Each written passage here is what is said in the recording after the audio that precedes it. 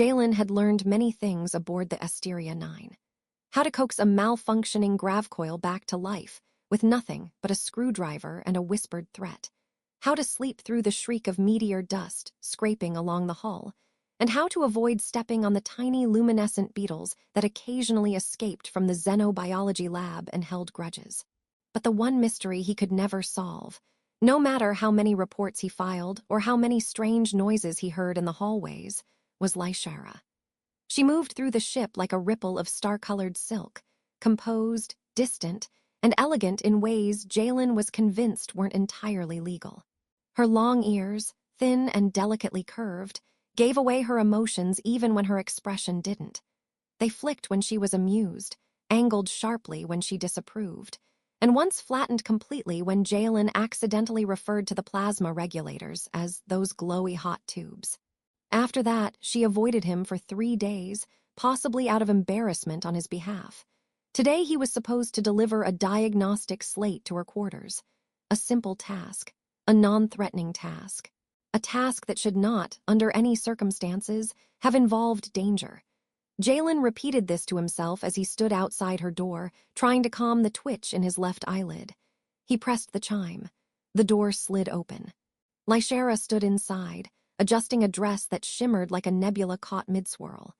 Threads of light rippled across it, shifting from indigo to silver as she moved.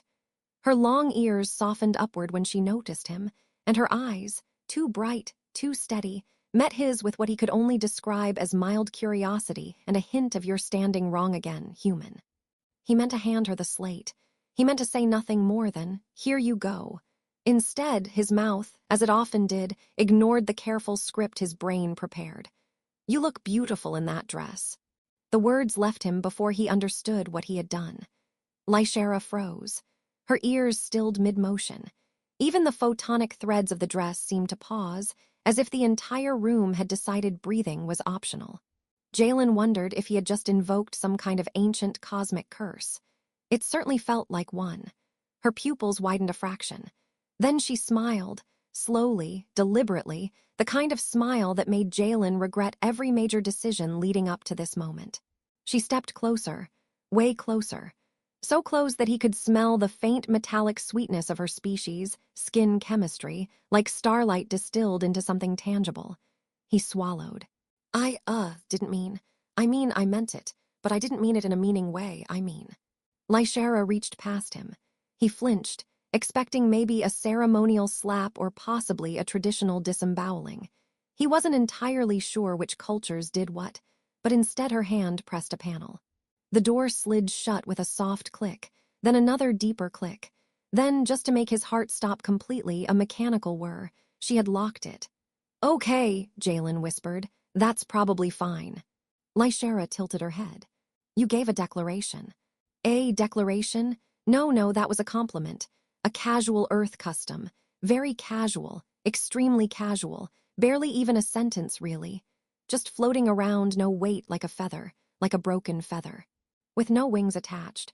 Please tell me this is making sense." She stepped closer again. Her ears curled in a way that suggested amusement. "In my culture, speaking such words to someone wearing ceremonial fabric is a significant act." Jalen lifted his hands in surrender. "I hereby revoke all significant acts, fully unsignificant, completely unacted." But she didn't laugh at his panicked rambling. Instead, her voice softened, the edges of it warm and almost gentle. "You spoke with sincerity and intention." "I didn't have intention," Jalen protested. "I barely have coordination." Her smile deepened. "Humans always say such things when they are nervous." "Well, congratulations," he muttered. "Your cultural analysis is flawless." She walked around him in a slow semicircle, evaluating, studying, as though he were some curious specimen that had wandered out of a containment field. Her dress glimmered with each step, casting shifting lights on the walls. Jalen tried not to stare, but the dress made that impossible, and Lyshara herself made it worse. He turned to face her again. "Listen, Lyshara. I swear on every ship regulation ever written that I did not mean to trigger anything resembling a ritual, or a pact, or a space marriage ceremony, or—" She lifted a hand and he fell silent instantly. "I am not angry," she said. nor offended, only curious. Curious about what? You, her ears flicked softly. Your species, your intentions, and why a single sentence from your mouth altered my pulse rate. Jalen blinked. Your what? Pulse rate. Oh, stars, he muttered. You're telling me I accidentally flirted you into a medical condition.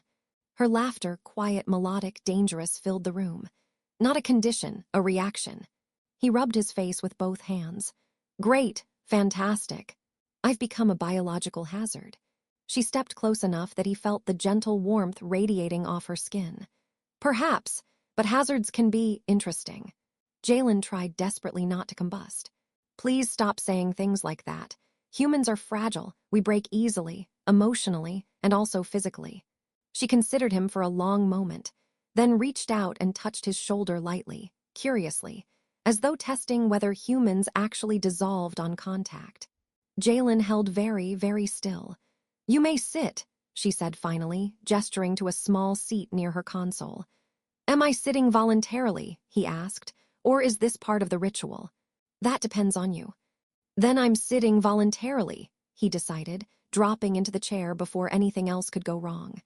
Lyshara sat across from him, her dress glowing faintly, her long ears relaxed, her eyes steady. You spoke a truth. That is rare among travelers. He met her gaze despite the rapid pounding in his chest. It wasn't supposed to be a truth with consequences. Most truths are. And in that small, locked room, with the hum of the ship vibrating gently beneath them, Jalen realized he wasn't afraid anymore.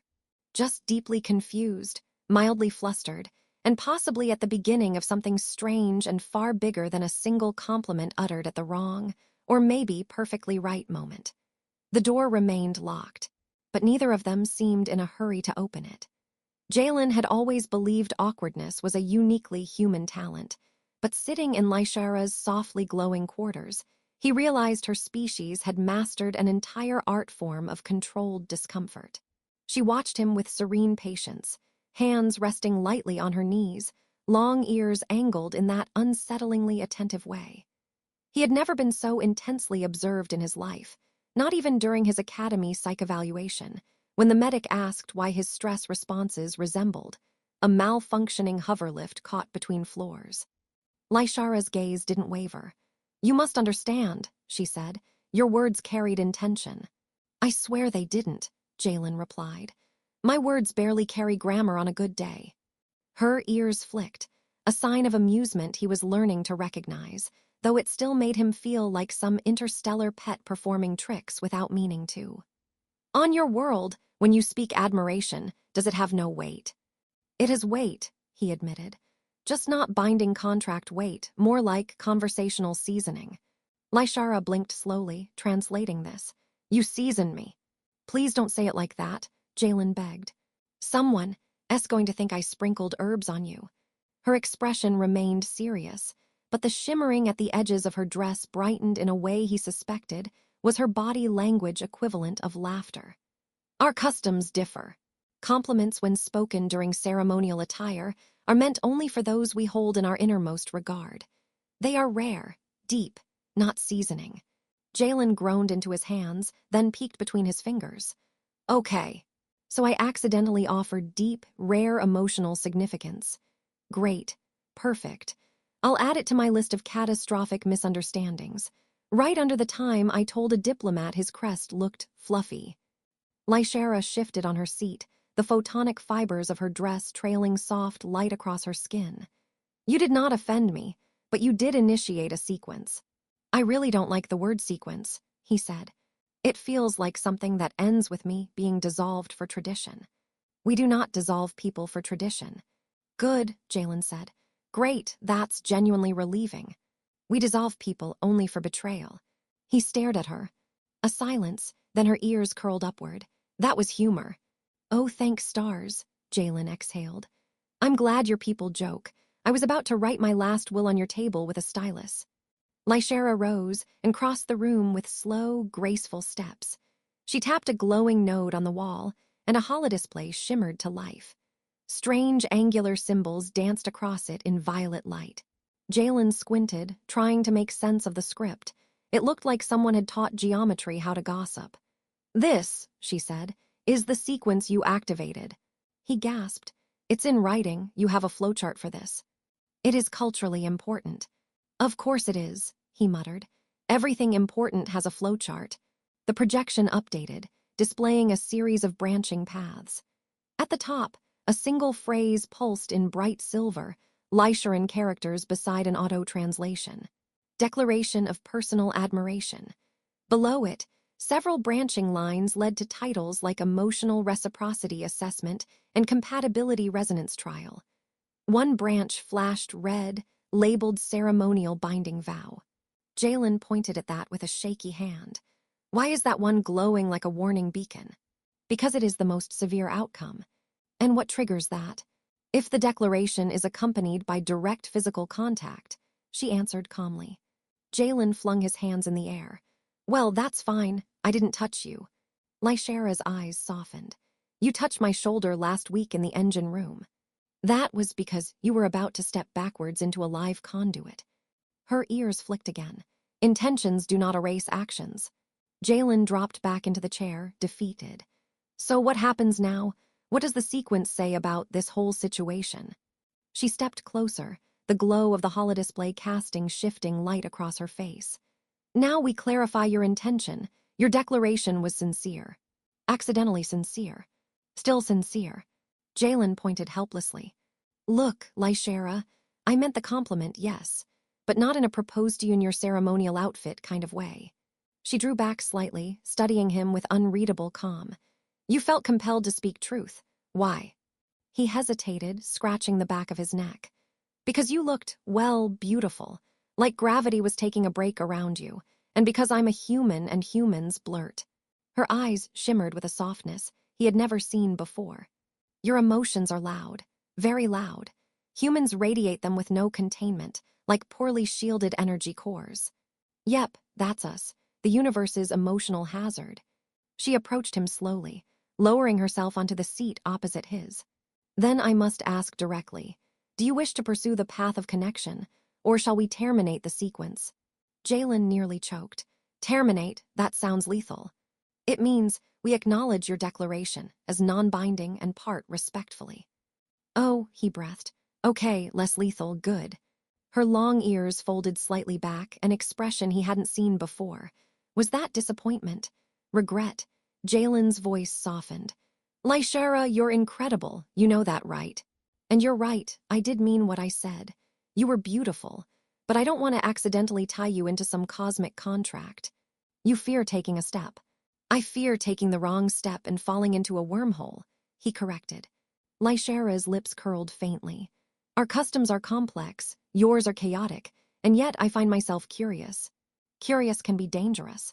Curious, she repeated, can be wonderful.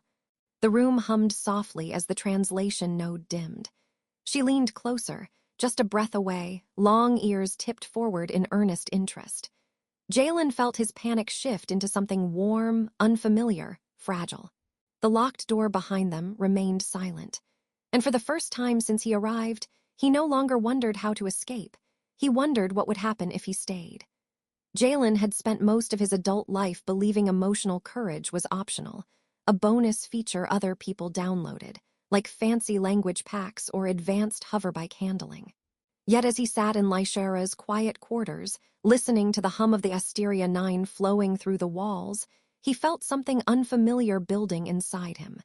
Not panic, not confusion, something steadier. Something that didn't feel like it was trying to escape through his shoes.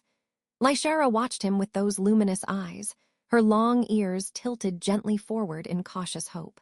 The holodisplay showing their sequence hovered beside them like a cosmic referee, its branches pulsing faintly, as though waiting for Jalen to choose a path.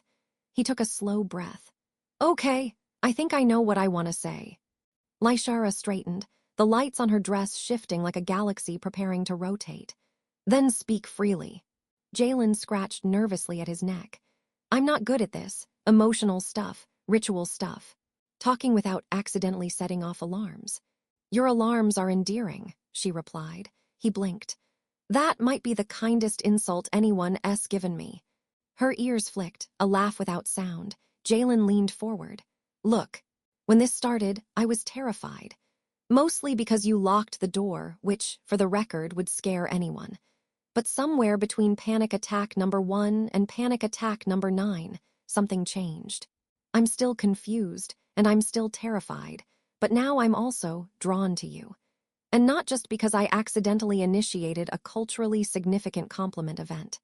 Lyshara's lips curved slightly. A sequence. Yes, that. He gestured wildly. But I mean beyond that. I think I want to see where this goes. Not because your culture says I should, but because I want to, me, Jalen, making a decision, voluntarily, without tripping into it.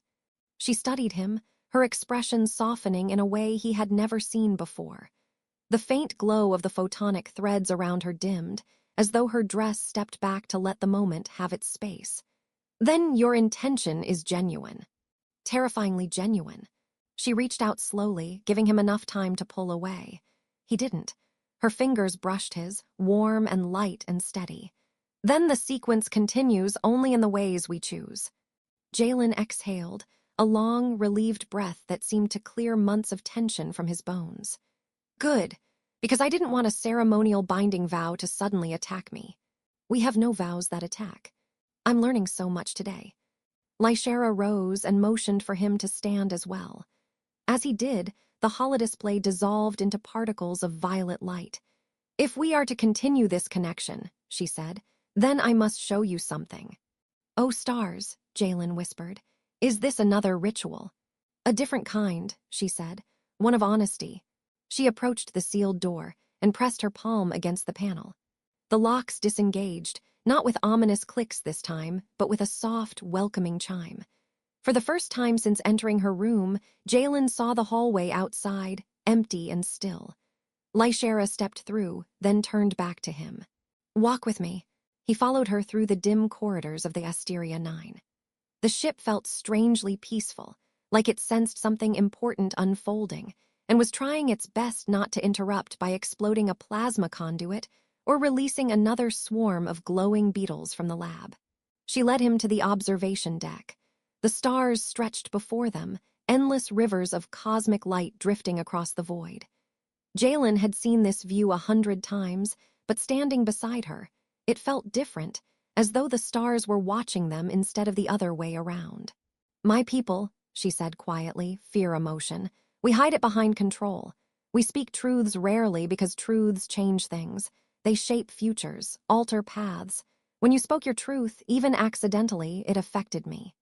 Jalen rubbed the back of his neck. I affect a lot of things by accident, usually electrical systems. This was different, she murmured. You did not speak out of tradition. You spoke because you felt. And that is something my kind struggles to do.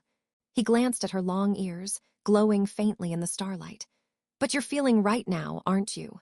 She hesitated, then nodded. Yes, because of you. Jalen was fairly sure his heart performed a small backflip. Lyshara stepped closer, her voice softer than the hum of the ship. I do not want a ceremonial vow. I do not want tradition to shape this bond. I want to decide it with you. Jalen swallowed hard. So, where do we start? Here, she said, and gently intertwined her fingers with his again.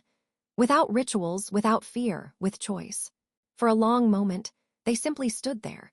Two beings from opposite corners of the galaxy whose paths had collided because of one spontaneous, well-intentioned, extremely culture-disrupting sentence.